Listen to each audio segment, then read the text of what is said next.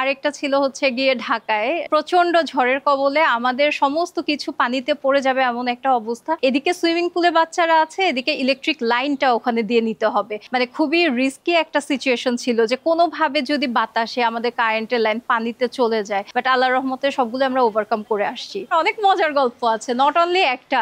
আমাদের একটা ছিল, আমরা বার্থডে ব্যাকড্রপ ডেকোরেশন করে ফেলেছি, প্রচন্ড ঝড় আসলো, সাথে সাথে পুরো ব্যাকড্রপ ভেঙে চলে গেল। তারপর যাই হোক আমাদের তো ব্যাকআপ অবশ্যই ব্যবস্থা রাখতে হয়, তো ওটা একটা ছিল।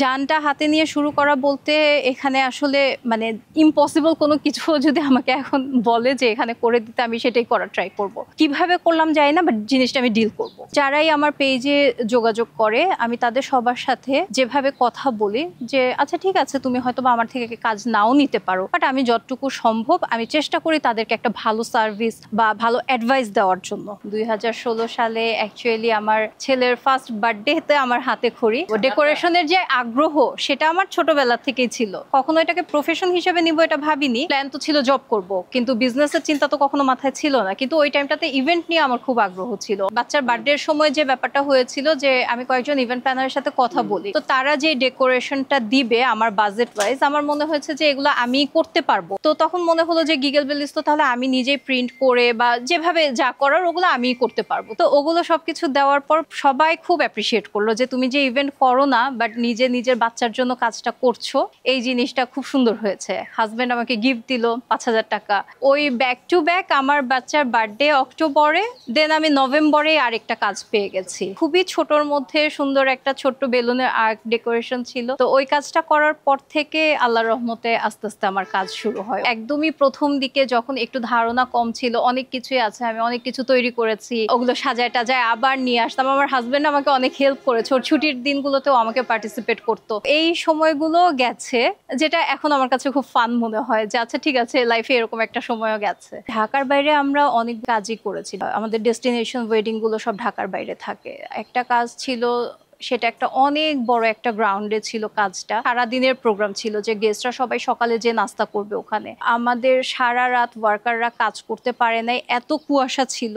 আর এদিকে ঠিক সকাল 7টার সময় গেস্ট এন্টার করবে, খাবে, সারাদিনের প্রোগ্রাম। সেইটা একটা আমাদের জন্য অনেক বড় চ্যালেঞ্জ ছিল, কিন্তু এই কাজটা খুব সুন্দর হয়েছে, সবাই খুব অ্যাপ্রিসিয়েট করেছে। ওই কাজটার জন্য আমরা দেশের বাইরে থেকেও অনেক অ্যাপ্রিসিয়েশন পেয়েছি। তো যেহেতু ওই কাজটা আমরা করতে পেরেছি, ওটা মনে হয়েছে যে এখন আমরা অনেক ধরনের কাজই করতে পারবো। অ্যাকচুয়ালি 2018 সালে আমার হাজবেন্ড হঠাৎ করে খুব সিক হয়ে যায়। আমার হাজবেন্ড হসপিটালে, আমি হসপিটাল থেকে পরীক্ষা দিব, এদিক দিয়ে আমার বাচ্চা খুবই ছোট, আবার হচ্ছে গিয়ে আমার ইভেন্টও ওই সময় ব্যাক টু ব্যাক 2-3টা ছিল।